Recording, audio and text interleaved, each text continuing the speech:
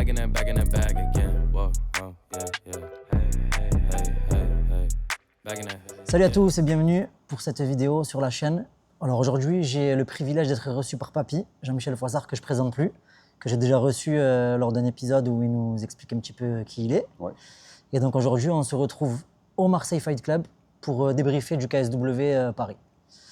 Donc, Bonsoir bienvenue. et merci de me donner la parole. Merci à toi de me recevoir. Alors Jean-Michel, comment s'est passé un petit peu la préparation? On va pas forcément parler de ce qui s'est passé, de l'incident, puisque tout le monde attend tes mots là-dessus. Mais on va quand même parler de ce qui s'est passé autour, parce que c'est quand même aussi intéressant et il ne faut pas retenir que le négatif. Tout à fait. Ben, la préparation s'est très bien placée. Excusez-moi, très bien passée. Wilson est parti aux États-Unis 1 mois et demi ou 2 mois au Kicklift s'entraîner. Ouais. Donc il a fait un camp d'entraînement sérieux et rigoureux. Ensuite, il est rentré ici le mois qui précédait la compétition. On a fini les détails. Les réglages, ouais. Ouais, les derniers réglages. On s'est remis bien comme il fallait. Et, voilà. Après, on était prêts Il s'est bien préparé. jusqu'à l'instant T pour faire ce qu'il avait à faire. Il s'est super bien préparé, en professionnel de A à Z. Il a respecté les clauses du contrat. Pour performer à ce niveau, il faut se donner les moyens. Il les a respectés. Bien sûr.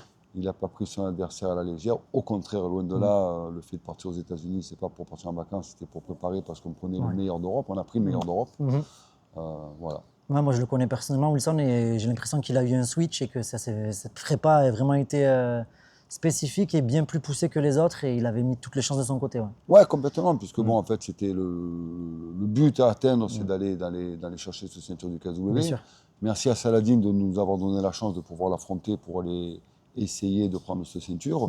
Donc, partant du principe que c'est le meilleur, il faut soumettre les moyens en œuvre pour essayer de contrecarrer le meilleur, et c'est ce qu'on a fait. Tout à fait. Et au niveau de la Fight Week, comment ça s'est déroulé alors, un petit peu? La Fight Week s'est très bien passée, donc la perte de poids a été superbe, les entraînements quotidiens ont été parfaits, les réglages étaient nickel, l'ambiance était au beau fixe, tous les voyants étaient ouverts. Ouais. Il a même passé la pesée, tout était parfait, nickel. tout était nickel. Et on arrive donc du coup à ce fameux incident dont tout le monde parle. Ouais. Alors j'ai vu du tout et du n'importe quoi. Ouais. Les gens se sont un peu affolés. Est-ce que tu peux rétablir la vérité? Ça a déjà été fait sur une page Instagram, mais de le dire de vive voix et de voir un petit peu ce que tu as à dire sur la situation, c'est quand même intéressant. Donc, ouais, complètement. Alors moi, c'est comme je l'ai déjà dit et je le répète, c'est pas trop ma génération, tout ce qui est réseau et tout ça, mais les gens se permettent de dire des choses alors qu'ils n'ont même pas 1% de chance de pouvoir faire le 10e de ce que les combattants font. Ça, c'est clair. Donc eux, ils peuvent dire ce qu'ils veulent. Moi, ça me rentre dans une oreille, ça me sort de l'autre, ça ne me gêne pas du tout. Moi, ce qui compte, c'est que la reconnaissance de mes pairs et les vrais pratiquants de sport. Bien sûr. Je parle de sport en règle générale et pas forcément que de MMA. Après, ce qui s'est passé, c'est que Wilson a eu une angine 1 semaine avant l'événement, avec 42 fièvres réalité pendant 2 jours. Donc nous sommes allés voir un médecin. Parce que ça mettait un peu en péril du coup l'événement. Ça mettait complètement en péril l'événement, puisqu'il avait 42 fièvres, il était alité, il était dans les capacités totales de bouger. Ouais. Donc tout le monde maintenant, je m'en suis rendu compte, même si c'est mon métier, que les gens s'improvisent docteurs, géopoliticiens, avocats, notaires et entraîneurs de sport ou de MMA ou de foot. Clair. C'est la société était comme ça, donc je ne vais pas revenir là-dessus. Les réseaux sociaux qui ont fait ça aussi. Hein, ouais, tout le monde a droit à la parole maintenant, donc c'est bien, mais après il faut faire le tri. Donc on dit, mais pourquoi il a pris des corticoïdes? Il a pris des corticoïdes pour la simple et bonne raison qu'il ne tenait plus debout. Alors je ne vais pas rentrer dans un cours de médecine parce que les gens ne vont pas comprendre, mais... Puis il n'y a pas à se justifier sur ça, c'est la décision du médecin. Exactement, donc il a pris des corticoïdes et le médecin, que je connais très bien, a regardé les textes de la FLD, a regardé les demi-vies des médicaments. Et il m'a dit, on prend des corticoïdes vendredi, samedi, dimanche. Dimanche à midi 00, on arrête tout. Il y a 3 jours de demi-vie du médicament. Donc mercredi soir, il est clean. Et la pesée étant le jeudi, s'il y a un contrôle, ça sera bon. Et le combat étant le vendredi, s'il y a un contrôle, ça sera bon. Et même s'il reste des traces dans les urines, il y a un certificat médical qui fait preuve qu'il était malade et qu'il y a une prescription médicale. Et les doses qui ont été prises ne sont pas des doses dopantes, c'est des doses pour le remettre sur pied, tout simplement. Donc il y avait un protocole qui avait été établi et qui a été respecté. Le protocole a été établi, a été respecté. Le premier médecin nous a vus, je lui ai expliqué la situation, il m'a dit « Ok, il n'y a pas de souci ». Et ensuite, je suis monté dans la chambre préparer les affaires pour partir à la pesée médiatique. Mhm. Et Wilson était au restaurant pour se requinquer parce qu'on sortait d'un cutting où Normal. on a perdu 8 litres d'eau et on a quand même. L'athlète est quand même un peu affecté par ce qui s'est passé. Bien sûr. Et il est arrivé le deuxième médecin, il lui a dit en ces termes, c'est toi Wilson, donc si tu as pris ça, ta peur, je ne combattrai pas. Même si tu as la ceinture, même si tu gagnes, tu n'auras pas la ceinture, tu seras suspendu, on va t'être un tricheur. Bon. Ce qui est grave déjà. C'était grave. Ouais. Si j'ai des avis à donner, c'est complètement en dehors du code de la déontologie médicale que dire à quelqu'un ce qu'il a à faire. C'est De clair. surplus, il a outrepassé ses fonctions, puisqu'il est médecin référent de la pesée, il est là pour valider l'état physique du combattant pour voir s'il est apte à combattre. Il n'est pas là pour Donner son avis sur... donner de fausses accusations, puisqu'il n'y a aucun contrôle qui a été fait. Voilà. À bon entendeur seul. D'accord. Donc Wilson est rentré dans une crise, voilà, donc vous pouvez imaginer. Il a laissé beaucoup d'énergie. Ensuite, on se retrouve devant le fait, que fait-on? Que fait-on? Voilà. Est-ce qu'on annule le combat? Est-ce qu'on n'annule pas le combat? Après, annuler le combat parce qu'on n'est pas bien dans sa peau, ben, ça fait un peu guignol. C'est clair. Eh ben, on C'est assume pas jusqu'au professionnel. bout. On assume jusqu'au bout, même si on sait qu'on n'est pas bien psychologiquement. On assume, on respecte le contrat jusqu'au bout et Ce qui est tout à votre honneur, ouais. on va faire le combat. Après, le combat reste le combat. Je l'ai dit, je le répète et je le répéterai jamais assez. Ça n'entache à rien la victoire de Saladin Parnasse, qui est le numéro 1 de la catégorie en Europe et le restera, je pense, à un certain moment. La victoire, il la mérite amplement. Lui aussi, il a mis toutes les armes de son côté pour bien se préparer. Et voilà, donc Il a fait son ce n'est combat, pas une excuse, c'est une explication, un fait qui s'est passé. Moi, la seule chose que je reproche réellement au médecin, c'est que ce mec, il a planté, je pense, le plus beau combat de l'année. Ouais. Au niveau de la technicité et de l'envie des deux protagonistes qui nous, je pense, fait un combat magnifique. Un beau spectacle, ouais, que tout le monde attendait. Voilà. Ils ont gâché la fête. Un ou l'autre serait sorti vainqueur, ça reste le sport. Saladin avait beaucoup plus de chances de sortir vainqueur que Wilson Varela, mais Wilson Varela avait ses chances. Tout à fait. Par contre, Wilson n'a rien produit, n'a rien pu montrer. Mais il n'était pas là par hasard. Voilà. Donc, Donc exactement, il n'était pas là par hasard. Mhm. Et là, par contre, ce soir-là, il n'était pas là. Donc, après, ce n'est pas une excuse, comme je dis, je le répète, et je le répéterai sans arrêt. Bien sûr. Oui, Saladin mérite amplement sa victoire. Il n'a pas volé du tout. On a fait le choix d'y aller. Maintenant, on assume nos choix. Ouais. Comme je dis à tout le monde, c'est bien de prendre des décisions. Ce qui est plus difficile, c'est d'en assumer les conséquences. Nous, les conséquences, on les assume. Ce n'est pas une excuse, je le répète, c'est un fait qui s'est passé. Tout à fait. Voilà. Est-ce qu'on peut parler un petit peu aussi de l'aspect mental de l'athlète? Parce que les gens connaissent pas forcément les situations, ils n'ont jamais été dans une salle de sport, ils n'ont jamais mis les gants, ils ne savent pas ce que c'est que de faire de la compétition. L'aspect mental est quand même... Moi, je suis coach, je peux attester que c'est très important dans la préparation d'un athlète, pas que dans les sports de combat, de partout, même dans la vie du quotidien, le mental, c'est le moteur. Le mental, c'est le moteur. Alors, je le disais à un monsieur qui avait voulu m'écouter, qui fait partie de la fédération. Moi qui suis dans le milieu hospitalier, on s'est rendu compte depuis des années que pour soigner les gens, on a créé maintenant des cellules d'encadrement pour l'acceptation de la maladie ou l'acceptation du deuil. On s'est rendu compte que les gens, quand dans la tête ça allait mieux, on arrivait plus facilement à les guérir. Bien sûr.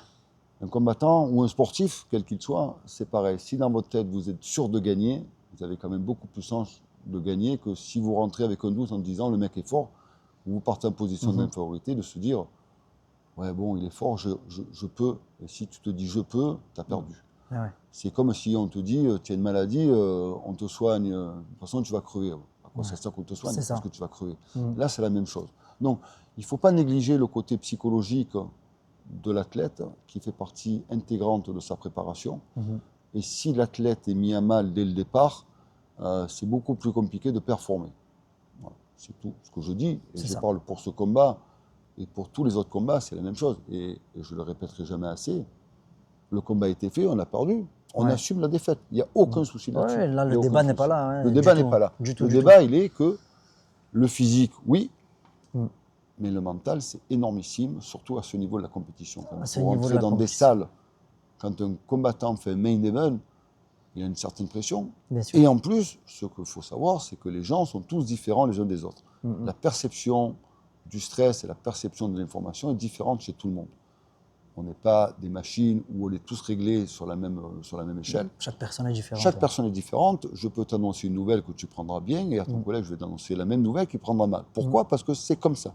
C'est l'être humain, on est comme ça. C'est ça. Donc moi, connaissant mes combattants, il y en a, ils peuvent accepter certaines paroles, d'autres ne les acceptent pas, d'autres vont très mal les vivre. Et ça fait partie de mon rôle d'encadrer ces gens. De trouver les mots, tout simplement. De trouver les mots. Il faut savoir spécialement que dans les sports de combat, en plus de ça, il y a une pesée, donc un coaching, donc un athlète qui est quand même affaibli par la déshydratation et la fin de prépa qui a été assez lourde sur l'organisme. Donc on est un peu à fleur de peau, il y a un peu des émotions qui se mélangent, des trucs, donc c'est primordial. Les dernières heures avant le combat sont primordiales. Sont primordiales. Tout est primordial. On ne peut pas arriver et penser que c'est facile. Quand on les voit tous, ça a l'air facile, mais quand les choses sont bien faites, ça a l'air facile. Ouais. Mais dès qu'il y a des petites embûches, après, c'est compliqué. C'est ça. Donc, il faut rendre quand même un petit peu hommage à tous les combattants qui se préparent, qui arrivent ou pas à surmonter. Après, on est tous différents. Il y en a qui passent, il y en a qui passent moins bien. Et puis c'est comme ça, c'est la vie. Ouais. Et pour ce qui est de l'après-fight, donc, Wilson, il a un peu pris la parole à chaud. Après l'après-fight, il avait envie d'arrêter. Il a pris la parole à chaud. Le tempérament bouillant de l'individu, Salah me fait rire chaque fois qu'il dit j'aimerais la dureté de Wilson. Ouais. En fait, il est dur. Il est dur dans tout. Il est dur physiquement, il est dur mentalement, il est excessif dans le bon sens du terme. Même avec lui-même. Hein. Surtout avec lui-même. Surtout avec lui-même. Il est excessif avec lui-même. Et là, la déception était telle que, et comme il l'a dit, la déception, ce n'est pas la déception de perdre, c'est la déception de ne pas avoir pu fournir ce qu'il devait fournir. C'est ça. Tout simplement. De ne pas pouvoir s'exprimer. Et cette frustration de ne pas avoir pu s'exprimer, on perd parce qu'on est meilleur que nous, il n'y a pas de souci. Mais là, il n'a pas pu s'exprimer. Ouais. Donc c'est ce qui a fait qu'il a sur un coup de colère, dit qu'il arrêtait. Mais il n'arrêtera pas. Ouais. On s'est remobilisé, on va repartir à l'entraînement, on va se reposer. Et il va finir ce qu'il a commencé, c'est-à-dire qu'il sera champion. Voilà. Ça, je le dis haut et fort. Cette ceinture reviendra à Marseille. Ça viendra. J'en doute pas. Ça viendra. J'en doute pas. Ça viendra. Et, en tout cas, on souhaite à Wilson de prendre du recul et de se ressourcer auprès des siens, des vacances s'il en a besoin, et de revenir avec cette faim et cette détermination, comme toujours. Pour trouver, ça sera bien, bien ancré au fond de lui-même. Ne vous inquiétez pas, il va revenir. Ouais. Un entraîneur, c'est là quand ça va mal, surtout. On est là quand ça va mal. On n'est pas là quand ça va bien. Quand ça va bien, ils font leur truc, c'est très bien. Mais bien sûr. Là, il a besoin de nous et nous, on est là. Il le sait.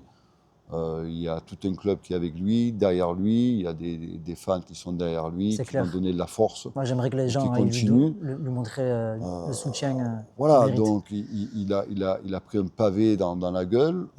Maintenant, on va se reconstruire, on va repartir au boulot. Et puis ça ne va pas s'arrêter comme ça. Ouais. Et puis, il n'y a aucun souci. La vie est faite d'embûches, il faut les gravir, il va la gravir, et puis voilà. Donc, sur un coup de colère, il a dit qu'il arrêtait, mais il n'arrêtera pas. Oui, il en a parlé, il a pris la parole sur les réseaux sociaux. Et... Il n'arrêtera pas, il se remettra, il s'est remis au boulot. Après tant de sacrifices et de choses accomplies. On ne va pas s'arrêter, parce qu'un individu a dit 2 mots malheureux, mal placés, ça serait de lui donner que trop d'importance. C'est ça. Voilà. Belle parole. Donc, on va pas bifurquer sur le club parce qu'il n'y a pas que ça qui s'est passé. Non. La semaine d'avant, il y a Salvo qui fait un début en professionnel fracassant au PFL de Lyon. Tout à fait. Ouais. Salvo, trois mots, pur produit de la maison, qui est arrivé ne sachant faire que, accessoirement, excusez-moi de l'expression, mais que du karaté. Ouais. Et il a gagné un combat de MMA professionnel face à un ceinture violet de jiu-jitsu brésilien qui avait déjà 3 combats. dont sa seule défaite c'était contre Baki, donc c'était et à la décision, donc c'était pas un peintre ni un laveur de carreaux. Et Salvo, il a battu dans son domaine, donc en lutte et au sol, donc énorme bravo à Salvo, et c'est avec une grande fierté que je peux dire, ce petit sort entièrement des murs du Marseille Fight Club, construit de A à Z, et ça c'est extraordinaire, donc je suis très très fier, parce qu'il n'y a pas que le très haut niveau. Il y a les amateurs et il y a les débuts pro qui sont super importants aussi. Et donc lui sort vraiment du cursus classique, il vient, il voit de la lumière, il rentre. Exactement, il voit la lumière, il est au karaté ici, il était petit, il a dit je veux faire du MMA, et ben viens, et puis voilà, il a appris à faire du MMA, et puis doucement, il a fait ses combats amateurs. On n'a jamais refusé personne, il a pris les plus forts de la catégorie, il a gagné, il a perdu, il a appris surtout, et puis maintenant on voit qu'en étant professionnel, il a fait son premier combat au PFL, une chance inouïe. Bon, il l'a mérité aussi. Bien sûr. Mais il a fait un vrai combat de professionnel Il a de été A la à chercher, Z. ouais. Exactement, il est allé la chercher. Il a fait une décision unanime avec des scores que j'ai rarement entendus, les 30-25. J'avais rarement entendu ça en Ouais. MMA. Donc, bravo. Ouais, rien à dire. Et ensuite, il y a Souil, monsieur Souil Tahiri, à qui on envoie toute notre force, qui a signé pour un combat à Dubaï ouais. contre un Irlandais. Ouais. John Mitchell, qui est le finaliste du coup de PFL Europe 2023, Tout à fait. de ce que j'ai vu. Tout à fait. C'est prévu Alors, pour janvier. Swill, c'est pareil. Donc, il a eu un PFL MENA qu'il a mené. Il a battu le champion du Brève à la décision unanime, magnifique, de façon magistrale. Deuxième combat, il prend encore le favori du tournoi. Donc, sur les tirages au sort, on n'a pas été gâtés, mais on a fait face à ça et avec brio. Le deuxième combat, on peut le gagner. Il y a eu une petite embrouille en fin de deuxième round. On pensait que c'était fini, mais ça ne l'était pas. Ouais. Alors qu'il y a un KO au corps et ça s'arrête sur le gong. Finalement, on pensait ne pas repartir. Finalement, ils nous font repartir. Donc, on se démobilise. Bon, voilà, c'est l'histoire. On perd la décision parce que le troisième round, il a fallu se remobiliser. Il a mis trop de temps à se remobiliser. Bon, tant pis, c'est comme ça. Ouais. Et donc, le PFL a vu quand même qu'il méritait largement la place en finale. C'est clair. Donc, de suite, ils sont venus. Ils ont proposé au manager ce combat contre John Mitchell à Dubaï. Sous l'égide de Bellator PFL. Donc, c'est parti, Swill. Il va faire ce premier combat et ça va y lancer sa saison pour la deuxième saison du PFL MENA. Ce qui est une très bonne chose. Et on envoie toute mérite. notre force, c'est ça. Il mérite, pareil, c'est un travailleur, un chargé de travail. Ceux qui l'ont connu, c'est qu'il doit maintenant, c'est plus le même. Et c'est une grande fierté pour moi que de voir que ce Swede performe à ce niveau. Et depuis que je lui ai toujours dit qu'il est super fort, qu'il ne me croyait pas, maintenant, je suis content qu'il s'en rende compte. C'est clair, je l'ai reçu dans l'émission pour ceux qui ne le connaissent pas et qui veulent aller voir un petit peu plus de qui il s'agit. Il nous dévoile un petit peu son quotidien et sa vie en dehors du MMA et dans le MMA. Et comment il a débuté. Et il l'a dit lui-même, il partait de rien, il ne savait pas faire une traction. Et maintenant, il est où il doit être. C'est un combattant de haut niveau avec force de travail. C'est ça. Et de rigueur. Ouais, mais en tout cas, je te remercie. Pas de souci. Pour cette interview. Et je vous dis à très bientôt. Et il y a l'épisode sur Monsieur Froissart, ici là. Il y a Swill, il y a Emargui aussi sur la chaîne et il y en a d'autres à venir. Donc je vous invite à vous abonner et je vous dis à très bientôt et merci d'avoir suivi jusqu'ici. Ciao.